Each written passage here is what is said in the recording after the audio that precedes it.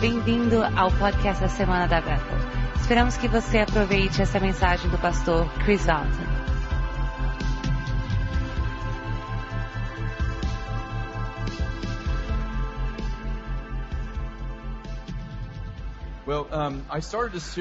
Eu comecei uma série antes de eu sair de férias, foi umas 2 semanas atrás, chamado Se Tornando um Povo Apostólico. Eu comecei no culto de domingo à noite, então não sei quantos de vocês eram tão comprometidos para vir no culto de domingo à noite,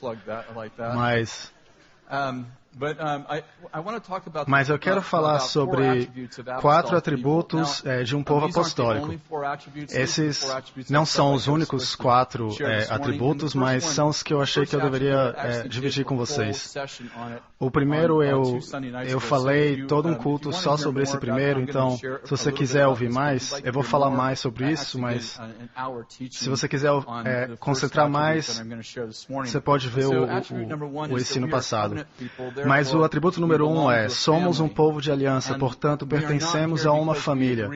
E não estamos juntos só porque concordamos. E muitos anos atrás, quando eu e a Cat viemos para Bethel, eu estava ali deitado no chão do meu apartamento e o Senhor começou a falar comigo e eu tive um encontro com Deus.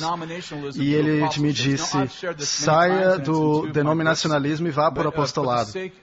E eu já falei isso nos meus livros, mas eu queria falar que esse encontro, eu acho que é importante para você entender o restante. Todos digam denominacionalismo, movendo do denominacionalismo para o apostolado. E o que isso significa? Agora, antes de eu continuar, eu não estou falando sobre denominações, não importa o que está escrito na porta da sua igreja, o que importa é o que está escrito na porta do seu coração, mas o Senhor me disse que no denominacionalismo, as pessoas se juntam quando concordam, mas se dividem quando discordam.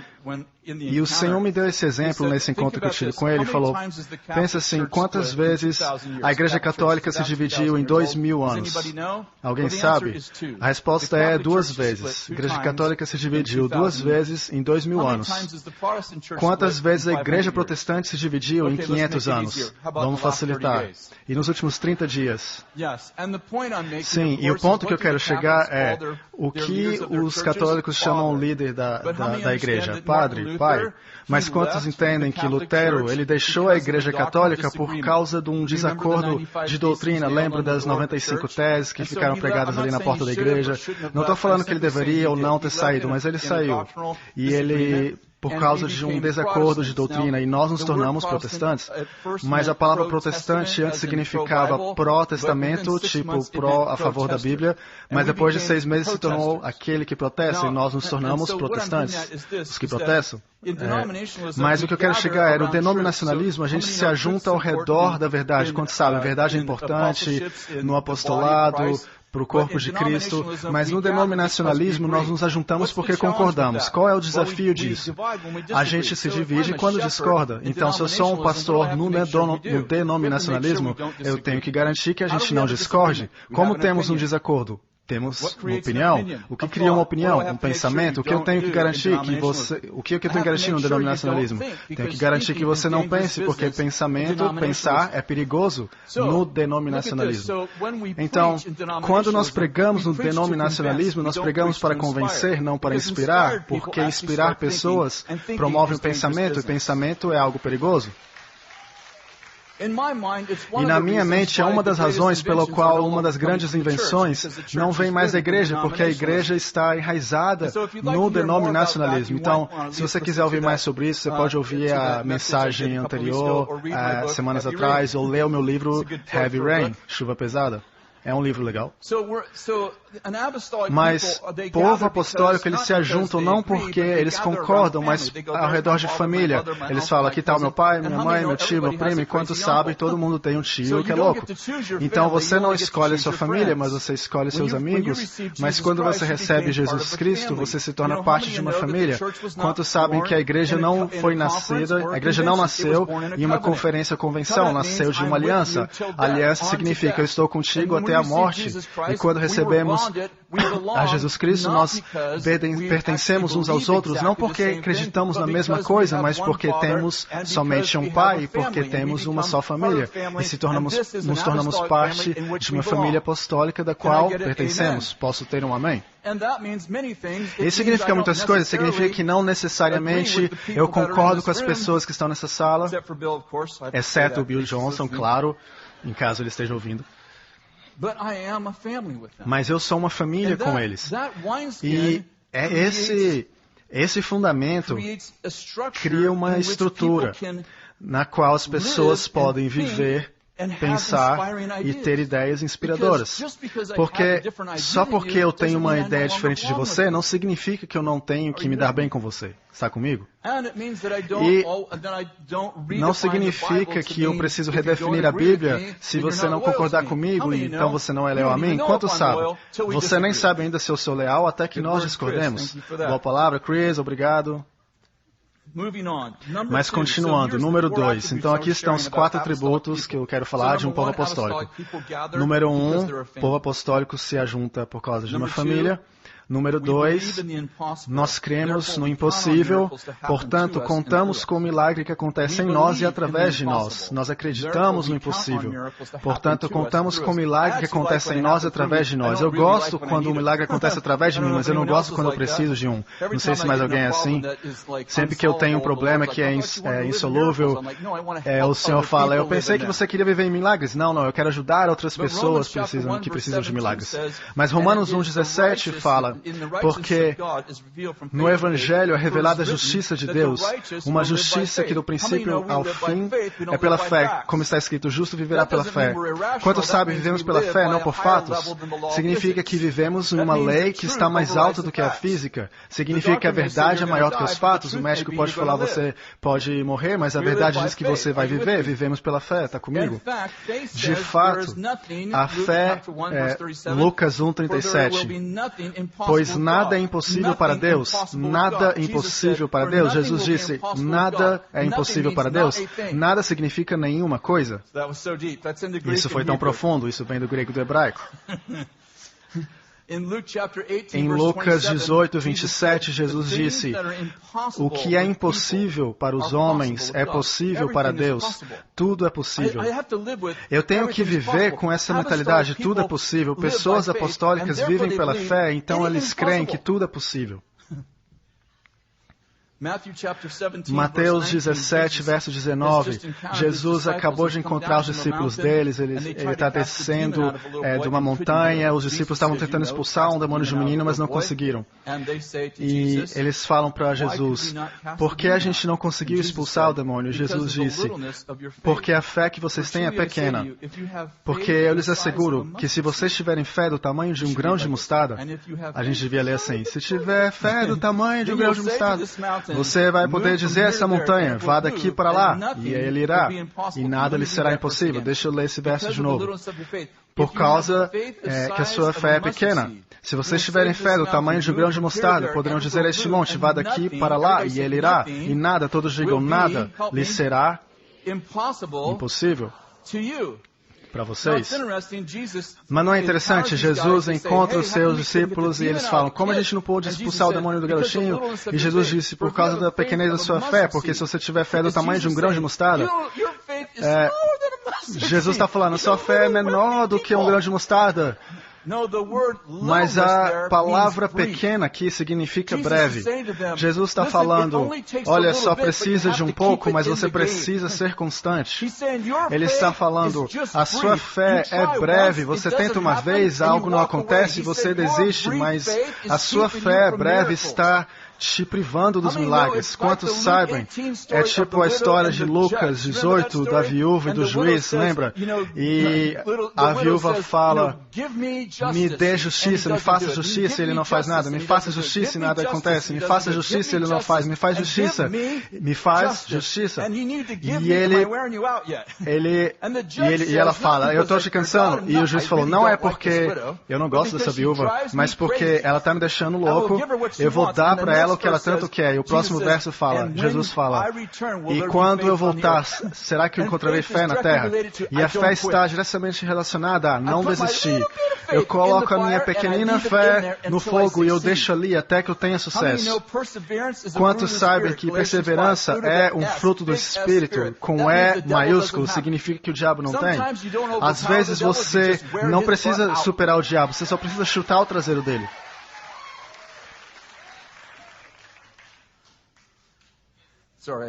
Desculpa, não era para ter falado essa palavra porque está sendo transmitido, mas Mateus 13, Jesus fala, ele fala uma parábola, falando o reino dos céus é como um grão de mostarda, mais uma vez, grão de mostarda, que o homem plantou em seu campo. Embora seja menor de todas as sementes, quando cresce, torna-se a maior de todas as hortaliças e se transforma numa árvore, de modo que as aves do céu vêm fazer os seus ninhos em seus ramos. Ele pega essa semente e é a menor semente de todo o jardim. Parece insignificante, mas quantos sabem, quando ela cresce, se torna a maior árvore do jardim. Você pega um pedaço pequeno de fermento, só um pouquinho, e coloca ali num monte de massa, o que cresce? O que acontece? Faz toda a massa crescer. Quantos entendem? Não precisa de muito, só precisa de uma fé constante. Nabucodonosor, ele destrói Israel, ele pega ali todos os cativos, todos esses garotos cativos, e ele faz um erro estratégico. Ele acha que ele capturou Israel, mas ele fez um erro, cometeu um erro. Ele pegou, Nabucodonosor pegou Mesaque, Sadraque, cativo, o reino mais poderoso do mundo ali naquela época, a Babilônia, pega 4 meninos, o que eles fazem? Eles fazem o reino de Babilônia crescer, e eles levam Nabucodonosor para Deus, levam Ciro a Deus, levam Dário a Deus. Quantos entendem? Não precisa muito, precisa de pouco. Você é o fator X, você é o fermento. Eu não estou fazendo muito. Você está fazendo muito, você está destruindo as obras do diabo e você está trazendo o reino dos céus onde quer que você vá. Você pode até estar sozinho, mas você não está só.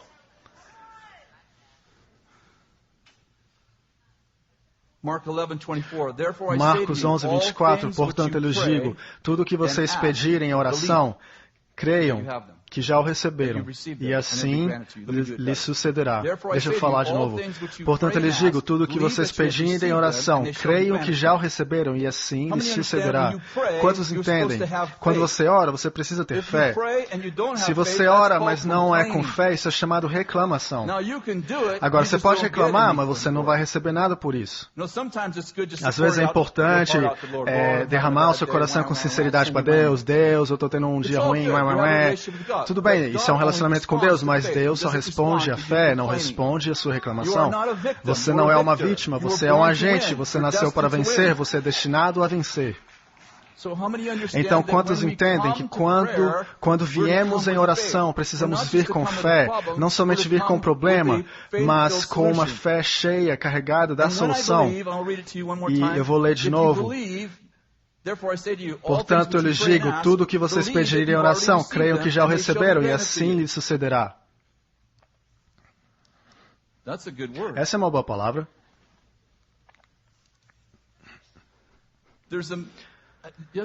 Ontem eu estava assistindo 3 vezes um vídeo, um TED Talk, do Elon Musk. Elon Musk. É o nome dele? Elon. Sabe, as pessoas escrevem os nomes da forma que eles querem e depois pronunciam do jeito que eles querem. O meu nome é Chris. Essa é a versão alemã do meu nome. Ok, vamos continuar a partir disso. Então, esse cara, ele é o CEO da empresa chamada Tesla e ele constrói carros elétricos. O que eu aprendi nos últimos meses é que ele também começou um negócio chamado SpaceX e ele simplesmente quer colonizar Marte até 2040. Eu escutei 3 vezes para garantir que eu escutei certo. A visão dele é colocar 8.000 pessoas em Marte até 2040. Agora, eu tenho muitas pessoas que me seguem, que falam com marcianos. E tem uma similar visão. Agora, eu não tenho ideia porque essas pessoas me seguem. Por que elas não seguem o Bill? Você está no Facebook errado. Eu tinha um cara que foi para Júpiter uma vez e... Não, mas sério, eles me escrevem falando coisas malucas. Se eu falo, sim, tô contigo, estamos voando, juntos não. Mas quando o Elon ele tem essa visão de colonizar Marte, ele projetou uma rocha. Ele projetou a rocha mais poderosa, de tamanho mais considerável na história da humanidade. E isso tem um tamanho bem considerável, essa rocha. E ele também projetou essa rocha para ser reutilizável. E quando essa rocha vier para a Terra de novo, ele pode encher de mais gente e mandar para lá de novo. E as pessoas ficam pensando, mas quando a rocha chegar, vamos ter que construir uma de novo? Não, mas ele teve um bom ponto. Ele estava ali num congestionamento de trânsito em Los Angeles e ele pensou, isso é uma perca de tempo, nós precisamos construir um túnel embaixo de Los Angeles e construir ali esse grande túnel para que os carros pudessem escapar do tráfego, congestionamento e podem ir até uns 200 mil km por hora, por baixo da Terra. Agora, já estive no trânsito, mas eu nunca pensei, vamos construir um túnel. Eu simplesmente penso, que droga, detesto congestionamento de trânsito. Sabe o que eu quero dizer? Eu simplesmente... Sabe... Ele é o CEO daquela empresa e ele está tão dedicado também a solucionar problemas de clima. Eu só penso assim, hoje está quente. Eu não penso, vamos construir empresas ao redor do mundo para mudar o problema do clima. E esse cara é ateu. E perguntaram para ele, você acha que existe Deus? Ele falou que ele duvida. E ele só pensa a partir de uma dimensão. Eu quero dizer, o problema disso é que o pensamento dele está limitado só às leis da física. E nós está comigo? Nós temos a multiforme sabedoria de Deus, que significa multicolorida, multidimensional. Nós já recebemos Efésios 3, que fala que a multiforme sabedoria de Deus. E nós podemos sim pensar como Elon Musk pensa, mas podemos também pensar em outras dimensões, porque sabemos que o que é visível foi criado a partir de uma dimensão invisível. Mas ele não sabe disso ainda, e a gente não pensa como ele. E a gente está tentando mudar uma cidade. Ele está indo para a Lua e colonizar lá, e construir um túnel debaixo de Los Angeles e tentando mudar o clima de uma cidade. E a gente quer mudar a cidade, mas as pessoas vêm com preguiça falando, não sei não, isso está muito difícil, a gente não pode fazer isso é muito difícil, a gente tem crime, a gente tem congestionamento de trânsito, a gente tem... tão difícil. Tem 89 mil pessoas na nossa cidade, tem 9 mil pessoas na nossa igreja, em um único domingo, e sem mencionar as outras igrejas da cidade, a gente não é convicto que pode mudar uma cidade. E eu tenho um ateu aqui construindo um túnel embaixo de Los Angeles porque ele estava preso no trânsito. Você está comigo? Um ateu está construindo um túnel por baixo de Los Angeles porque estava preso no trânsito. E aí você deveria ver esse vídeo. Ele fala, perguntam para ele, por que você quer ir para Marte, trabalhar para ir para Marte? E ele respondeu, porque eu quero acordar todo dia com esperança para o futuro. Eu também quero acordar todo dia com esperança para o futuro, mas eu não penso, a gente tem que ir para Marte. Eu não sei se você está comigo, mas o que eu quero dizer é, esse cara, às vezes isso me deixa doido. Sabe, eu venho de Weaverville. Eu amo a Weaverville. Não tem nem luz de trânsito no Weaverville. Não tem uma luz de trânsito ali. Sabe por quê? Eu quero dizer, nossa, que legal. Talvez sim, talvez não. Quantos sabem, quando você é criado, enquanto você está sendo educado, aquilo não te define, mas as pessoas falam, a gente não quer fazer nada para as pessoas virem aqui, a gente não quer gastar dinheiro. Agora, e você, se você não tem uma ideia numa cidadezinha pequena como Weaverville, as pessoas ficam falando, não muda essa cidade não, a gente já tem estado aqui por tanto tempo. E aí eu venho para Reading e eu falo, nossa, podemos respirar aqui, mas as pessoas estavam com a mesma mentalidade. Eles têm que voltar para a cidadezinha de Riverview. A gente acabou de ofertar $500 mil para nossa cidade no mês passado e as pessoas falam, qual é a sua motivação? Eu não sei, é mudar a minha cidade? Como você pergunta qual é a motivação? Esse cara aqui está pensando, vou colonizar Marte, vou chegar lá primeiro, a venda de imóveis em Marte vai ser incrível. E muita gente tem pensamento tão pequeno, mas pensamento pequeno me deixa doido.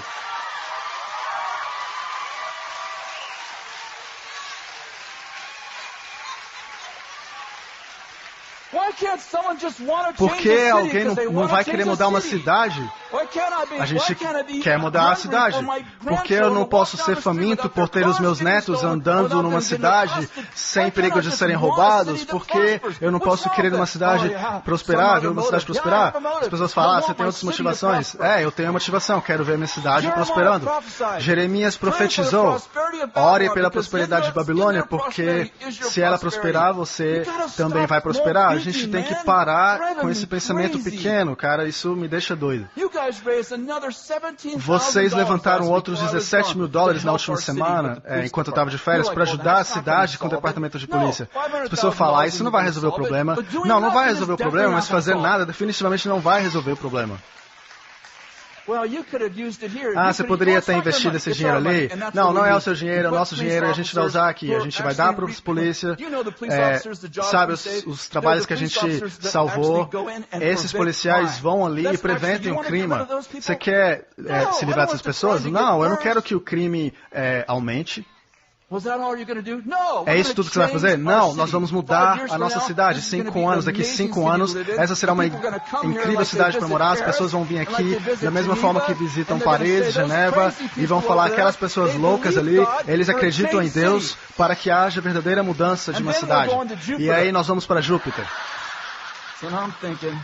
É a minha ideia.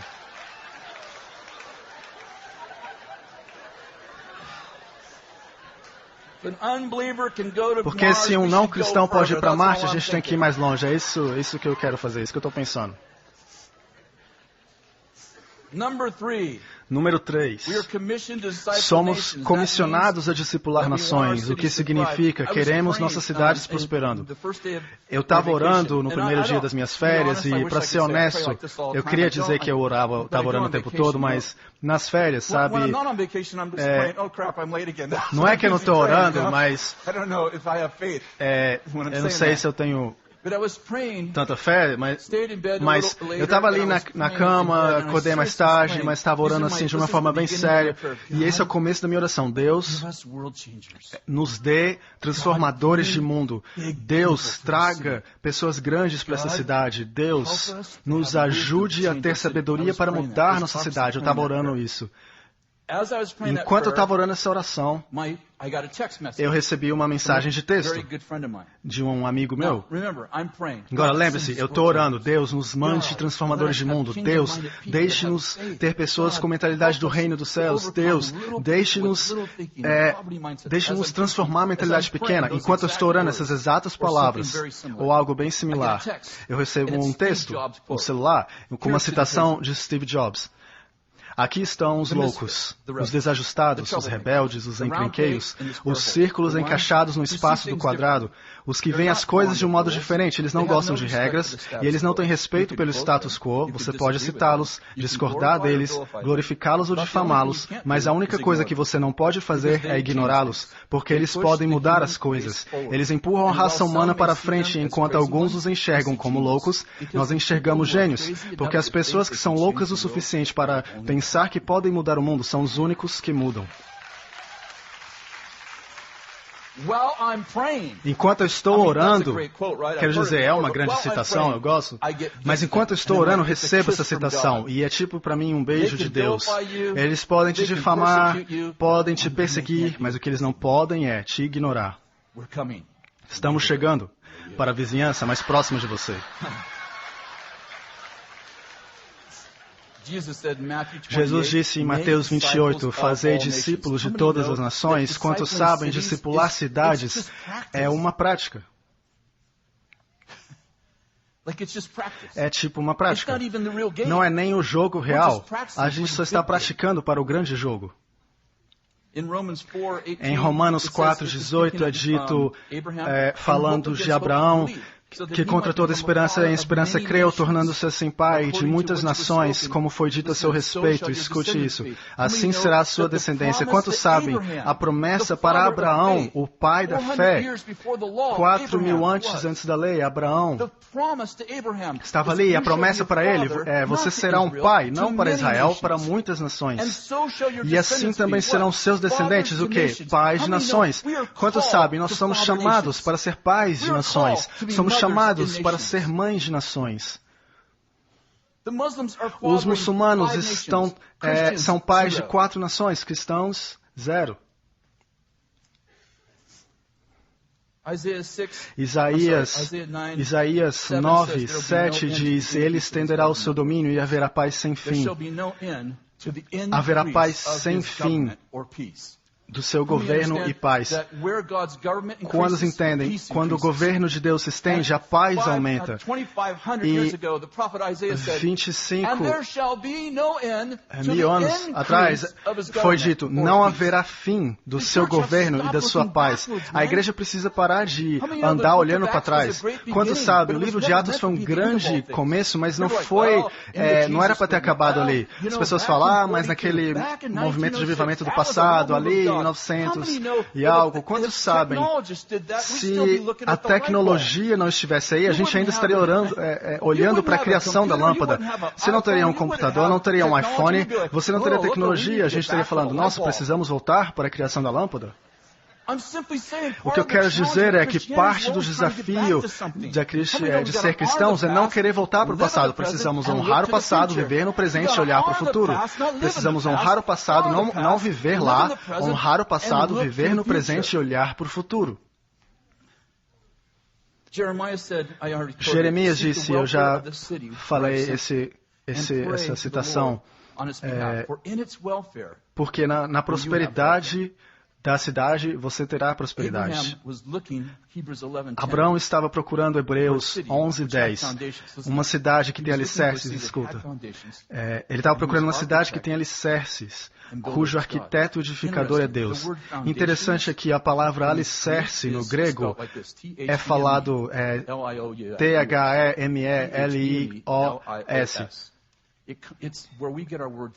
É a palavra tema. Abraão estava procurando uma cidade que tinha um tema de Deus. Está comigo? Que tivesse um tema de Deus. Eu quero te propor que existem cidades que são apostólicas. O que é uma cidade apostólica? Estou para te dizer. Obrigado por perguntar.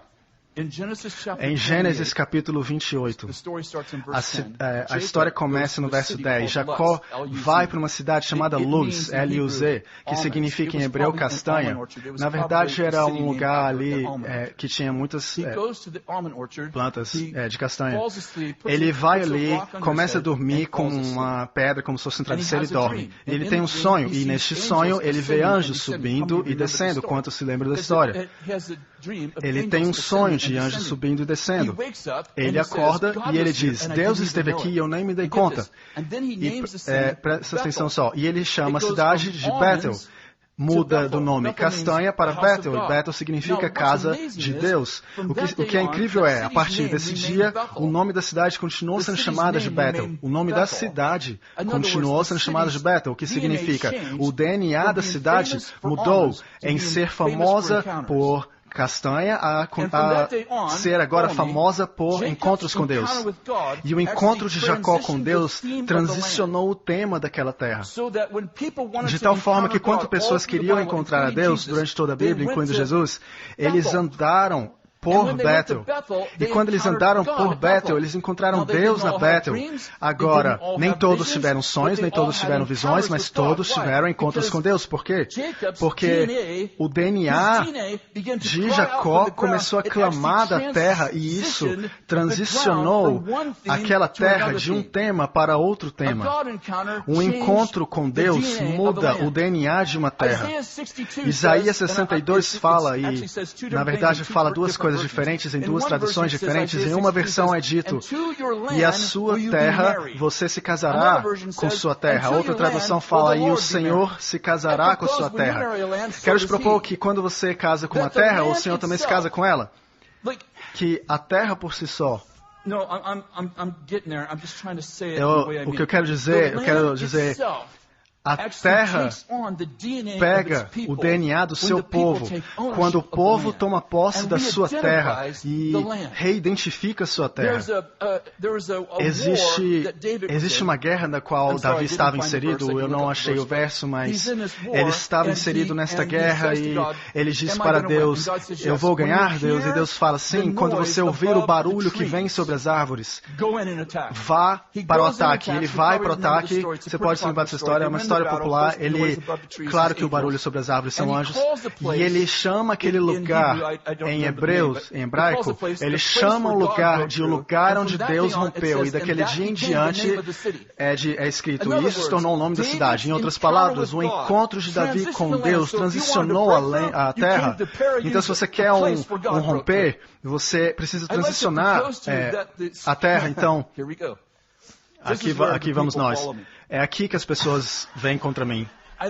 Mas eu quero te propor que a unção e o dom que está sobre esta casa, de fato, eu quero propor que a unção que está sobre o Bill, a forma como o Bill lê a Bíblia, e todos nós falamos, eu li isso semana passada, eu nunca percebi isso, nunca tive essa revelação. O espírito de revelação que está sobre o Bill, na verdade, está sobre nossa cidade. Quantos entendem que o Espírito de Deus que estava sobre Salomão, que fez dele esperto, fez também Sansão ser forte, e fez também Bezalel bom em artes? Você pegou a ideia. O que eu quero dizer, o mesmo Espírito em uma pessoa pode ter diferentes manifestações em outras. O Espírito que está sobre o Bill faz as pessoas terem revelações de coisas que elas nunca viram antes. Eu quero te propor que essa cidade será famosa em 5 anos, como um lugar em que as pessoas terão romperes em todos os tipos de invenções, inovações, ciência, invenções médicas, e terá uma universidade na nossa cidade que será um centro, uma capital de pesquisas nesse país, e as pessoas vão achar ideias e soluções brilhantes e elas verão coisas que nunca foram vistas antes. Eu estou falando sobre soluções médicas, soluções da ciência, porque este lugar é um lugar de revelação. Não é só na nossa casa, mas é sobre as casas da cidade, e agora está sobre a cidade. O nosso encontro com Deus está redefinindo a cidade. Tem ali a Avenida I-5, que é a Avenida da Graça, com o rio Sacramento vindo sobre essa cidade. Ao longo do rio eu posso ver que haverão grandes tanques vindo da Apple e da HP e da Microsoft. Eles virão aqui para revelar, para receber e revelar, e eles vão falar, é um lugar muito bonito, eu gosto desse rio, mas o que eles não entendem é aquilo que de fato está atraindo eles, que é uma dimensão invisível que eles não conhecem ainda. Está comigo? E, portanto, a gente está modelando um novo futuro para a nossa cidade. É isso que estamos fazendo. Você pode falar, eu não sei o que eu estou fazendo aqui, você pode não saber, mas eu sei o que você está fazendo aqui, porque eu estive orando por pessoas. Senhor, mande-nos transformadores de mundo. Senhor, mande-nos pessoas que pensem de uma forma grande. Mande-nos pessoas que podem, que tenham confiança para dizer, a gente precisa ir para Marte, só estou achando. Preciso de um pessoal aqui para construir uma grande rocha. A gente não precisa de pessoas que tenham fantasias, precisamos de pessoas que sonham os sonhos de Deus.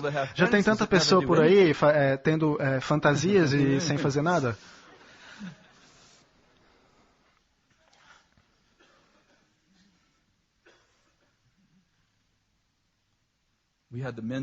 A gente teve uma reunião de homens aqui umas 3 semanas atrás, acho, uns 450 homens, e eu pensei, eu tenho que engravidar esses homens. Esses homens precisam estar grávidos com uma visão para a nossa cidade. Eles precisam acordar de manhã dizendo, esta é minha cidade. E aquela sujeira ali não acontece, aquele lixo não acontece na minha cidade. Essa coisa ali não acontece na minha cidade. E eu falei para os homens, essa é a nossa cidade. Eles falaram, é sim. Eu falei, não, esta é a sua cidade. Quando você vê um mendigo, não é só qualquer mendigo, é o seu mendigo. Vê, Jesus disse, vocês sempre terão os pobres, mas o objetivo... Eu sei que muitas pessoas querem colocar os pobres de longe, eu não quero ele aqui, eu não quero o mendigo aqui, mas eles são o seu povo. Deus mandou eles para um lugar que você vai prestar atenção neles. Quantos sabem, uma cidade nobre é marcada pela forma como se cuida das pessoas que não têm recursos. Deixa eu dizer de novo, uma cidade nobre é marcada pela forma de como ela lida com pessoas que não têm recursos. Como você lida com pessoas que não podem te retornar recursos de volta? Quantos sabem, o objetivo não é se livrar deles, o objetivo é cuidar deles. E não somente dar uma mão, mas comunicar como eles podem sair daquela situação. Obrigado, Chris, por isso. Número 4. Os atributos de um povo apostólico. Você se lembrou do que a gente está fazendo? Número 4. A gente está quase acabando. 11 minutos. Persevere até o fim e será salvo. Número 4. Nós cremos em um futuro fantástico. Portanto, temos uma visão de 100 anos que sugere uma positiva escatologia, uma escatologia positiva. Quantos sabem que se a gente vai de fato mudar uma cultura, precisamos acreditar que a gente vai estar aqui nessa terra por um tempo considerável? Eu sei que é bom. As pessoas só não sabem disso ainda. Em Jeremias 29:11, provavelmente um dos versos mais citados, eu bem sei que planos tenho para você. Sabia que quando Jeremias falou disso, eles estavam no 20º ano, aproximadamente, de 50 anos de exílio na Babilônia. E Deus disse a eles, eu bem sei que planos tenho para você, não planos de mal, mas planos para te dar um futuro e uma esperança. Quantos sabem que quando nós criamos escatologia, isso acaba roubando de nós o nosso futuro? Se você acredita que o mundo vai acabar em fogo, você não vai estar tão envolvido em querer mudar uma cidade. Eu quero ler um verso que está na Bíblia. Isaías capítulo 2. Isso está se tornando um dos meus versos favoritos. Nos últimos dias, quando... Ok, deixa eu ler de novo. Nos últimos dias, o monte do templo do Senhor será estabelecido como o principal. Agora, se você entende aqui a linguagem profética, isso está falando sobre autoridade. Montanhas, autoridade. Em outras palavras, a autoridade do Senhor será chefe sobre todas as outras autoridades. E será elevado acima das colinas, e todas as nações correrão para ele. E virão muitos povos e dirão, venham, subamos ao monte do Senhor, ao templo do Deus de Jacó, para que Ele nos ensine os seus caminhos, e assim andemos em suas veredas. Pois a lei, a instrução sairá de Sião, de Jerusalém virá a palavra do Senhor. Ele julgará entre as nações, escuta isso, e resolverá contendas de muitos povos. Eles farão de suas espadas arados e de suas lanças foices. Uma nação não mais pegará em armas para atacar outra nação. Elas jamais tornarão a preparar-se para a guerra de novo. Quando é isso? Nos últimos dias. Você pode falar, não, esse é o reino de 1000 anos. Bom, essa é a sua opinião, porque é dito aqui nos últimos dias. Não é dito no reino dos 1000 anos. E Pedro se levanta em Atos capítulo 2, que como sabemos, e ele cita Joel e fala que nos últimos dias derramarei o meu espírito sobre toda a carne. Não é interessante como a gente recebe a palavra que o espírito vai ser derramado sobre toda a carne nos últimos dias, mas a gente vê essa palavra de Isaías 2 como sendo o reino de 1000 anos. E eu quero dizer quero propor que a gente empurra coisas demais para o reino de 1000 anos porque a gente não tem fé para acreditar para elas agora. E a gente diz, não, isso só vai acontecer no reino de 1000 anos. E eu quero te propor, isso vai acontecer no reino de 1000 anos se Deus não puder achar pessoas que vão ser cheias de fé para crer que isso aconteça agora. Quero te propor que a sua fé tem tudo a ver com a linha de tempo de Deus. Deus pode ter te prometido algo, mas quantos entendem que a sua falta de fé vai atrasar as promessas de Deus na sua vida? A gente tem um grande exemplo em Israel. Deus falou, você entende que era uma jornada para Israel de 40 dias para a Terra Prometida e levou 40 anos e todos morreram, com exceção de Jacó e Caleb. A palavra de Deus não era ruim, não era uma palavra profética ruim, mas não tinha fé ali. Eu quero sugerir que muitas linhas de tempo na Bíblia têm a ver com o fato de se Deus pode achar um povo que acredita. E se Deus estivesse falando, se Deus estiver falando que esse é o tempo que as pessoas não precisarão mais se preparar para a guerra. E se for verdade, e se for agora? Você pode falar, e a Coreia do Norte? E se a Coreia do Norte jogar mísseis e a gente fala, não no meu tempo aqui, a gente não precisa mais se preparar para a guerra, e você começa a profetizar, assim como o Senhor falar, quando orares, quando você orar, crê que recebeu e você receberá. E se nós falarmos, quantos sabem, antes de acreditar que você pode, você tem que acreditar que você deveria. Antes de acreditar que você pode, você tem que acreditar que você deveria. Eu quero dizer, e se a gente vê o Iraque, o Irã e todas essas coisas loucas acontecendo no mundo, a Coreia do Norte, guerras, rumores de guerras, a gente já tem guerras e rumores de guerras, isso já está cumprido. Mas o que a gente ainda não teve nos últimos dias é a palavra de jamais tornarão a preparar-se para a guerra de novo. E o que é um povo apostólico? Pessoas que creem na paz. Eu não estou falando só de abstinência de guerra, mas e se a gente começar a orar essas palavras de Isaías sobre as nações e a gente declara, não, vocês não precisam mais se matar uns aos outros, a gente começa a se declarar, quantos sabem, profecia é tanto falar do futuro, mas também causar o futuro acontecer. Quando Ezequiel ele vem para o vale de ossos secos, e ele não falou para Deus, deixa eu te falar 14 razões porque esses ossos não podem reviver. A gente tem muitas pessoas, ele falou, tu sabes, a gente precisa de pessoas que falem mais, tu sabes, do que não tem jeito. Podem esses ossos viverem? Teologicamente eu acho que não. Mas e se a gente começar a falar, tu sabes, Senhor, profetiza sobre os ossos? Quantos sabem? Ele não profetizou falando sobre os ossos, ele profetizou declarando direto sobre os ossos. Ele estava chamando as coisas que não eram como se fossem, e então ele se tornou um catalista para os ossos se tornarem um exército poderoso. Quantos de nós estamos sendo catalistas para que os ossos se tornem um exército poderoso? Precisamos pensar que a gente tem um futuro brilhante. Fantástico. O que eu quero dizer é a razão pela qual todas essas pessoas que não conhecem a Deus estão criando coisas incríveis é porque eles acreditam de fato que eles têm que estar no futuro. E a gente fica pensando pequeno, não, você não vai ter um futuro grande, a gente vai ter uma grande tribulação e a besta vai cortar a cabeça das pessoas e as nações vão sangrar a morte. E isso já está acontecendo. Você quer as boas notícias ou não? Eu quero dizer, vamos lá, pessoal. Abraão, você vai ser um pai de muitas nações. Você vai ser um pai para muitas nações. Quantos sabem? As promessas são sim e amém. Não as maldições. As promessas são sim e amém. E nós somos um povo apostólico, morando, vivendo em uma era apostólica, com uma missão apostólica. Faça da terra assim como é feito nos céus. Essa é a nossa oração. Vê o que está no céu, você está sentado em lugares celestiais? Sim, eu vejo, Senhor. Então faça da terra isso também. Até que eu me sinta confortável de trazer a minha cidade para a terra.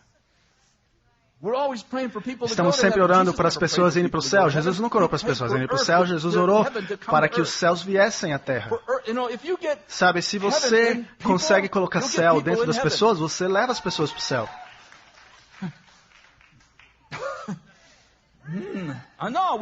Eu sei, a gente fica orando para as pessoas irem para o céu e elas fiquem vivendo como se estivessem no inferno. Vamos trazer o céu para dentro das pessoas. Vamos liberar o reino onde quer que a gente vai. Vamos pensar mais ou maior do que o Musk. Nós somos as pessoas que podem fazer acontecer. Nós somos as pessoas que falam que tudo é possível. Nós somos as pessoas que falam, sim, a cidade pode estar ruim, mas nós estamos aqui. Nós viemos para essa cidade, estamos aqui. Eu comecei a falar, eu tinha essa reunião de homens juntos e eu falei, eu preciso engravidar esses homens. E eu comecei a falar deles, vamos mudar a cidade. E se 250 de vocês, eu estava falando sobre o crime. E se 250 de vocês, a cada semana andassem, marchassem pela cidade falando, eu sou o pai dessa cidade. 250 de vocês andassem pelas vizinhanças mais ruins, somente para dizer, ei, eu estou aqui para trazer a paz. É para isso que eu vim. Eu vim para reconciliar pessoas. Eu não vim para bater nas pessoas. Eu vim com o espírito de reconciliação sobre mim. E quando eu vejo essa pessoa, eu falo, ei, vamos sentar e conversar. E é um espírito de conselho sobre mim, um espírito de sabedoria. E eu perguntei, quantos de vocês querem fazer isso? E quase todo mundo levantou a mão e falou, conta comigo, conta comigo. E eu falei, a gente pode mudar essa cidade. Isso não é difícil. E aí nós podemos mudar uma nação, porque se a gente muda uma cidade, a gente pode mudar uma nação. E se a gente pode mudar uma nação, a gente muda o mundo. Até que os reinos deste mundo se tornem os reinos do nosso Deus. Nós temos uma motivação, nós chegamos para mudar o mundo. As pessoas dizem, o diabo tem o seu esquema, tem o Illuminati. Mas Deus tem o esquema dele também. E Deus não tem um esquema secreto, oculto, sabe por quê? Porque Ele é todo poderoso. Ele segurou na Bíblia, é aqui o que eu estou fazendo, tenta me parar. Os Illuminati estão aqui em algum lugar, eles são um clube tão secreto, pode ficar secreto, porque estamos chegando. E não estamos chegando para cristianizar o mundo, estamos chegando para mudar o mundo, para fazer da nossa cidade um lugar melhor. Não para manipular pessoas a orarem algo, mas para mudar a vida deles, para fazer boas obras, de tal forma que eles vejam as nossas boas obras, não as boas palavras, boas obras, e eles glorifiquem nosso Pai que está nos céus. Eu amo isso, sabe? Eu vou terminar com isso, essa história de 1 minuto. Quando José morava no Egito, ele se tornou uma bênção para o Egito, de tal forma que quando seu pai Jacó morreu, Jacó disse para José, seu filho, não me enterre aqui, me enterre em Canaã. Então ele morre. E José vai para Faraó e fala, ei, o meu pai me fez prometer que eu iria enterrá-lo em Canaã, posso ir?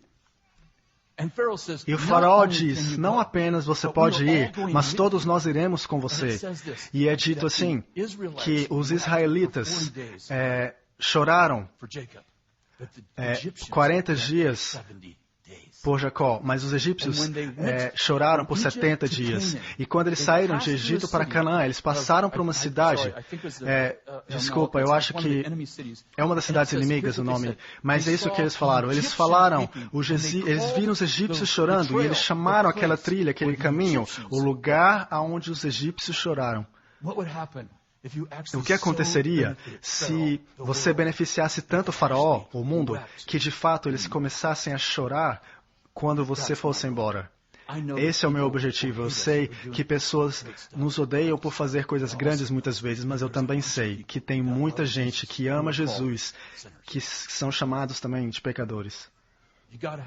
Você precisa ter inimigos, porque Jesus disse, ama os seus inimigos. Você precisa tê-los para poder amá-los. Mas isso não tem que ser uma desculpa para não fazer obras boas, para que as pessoas falem, eu não sei qual é essa motivação. Aqueles são os loucos.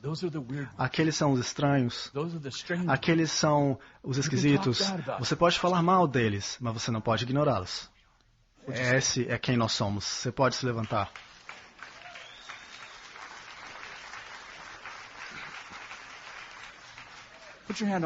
Coloca a mão no seu coração. Diga isso. Eu nasci para mudar o mundo. Eu estou aqui para trazer o reino aonde quer que eu vá. Na minha cidade, a minha cidade experimentará a bondade de Deus na terra dos viventes. Todo mundo na minha cidade irá experimentar a bondade de Deus na terra dos viventes, porque é minha cidade. Deus é o meu fator X, minha carta na manga. Não importa quais sejam as más notícias ou as boas notícias. As boas notícias sempre são melhores que as más notícias. No nome de Jesus, as coisas estão melhorando. As coisas estão progredindo. O governo de Deus está aumentando. E mais paz está acontecendo. Em nome de Jesus. Amém. Deus abençoe. Obrigado.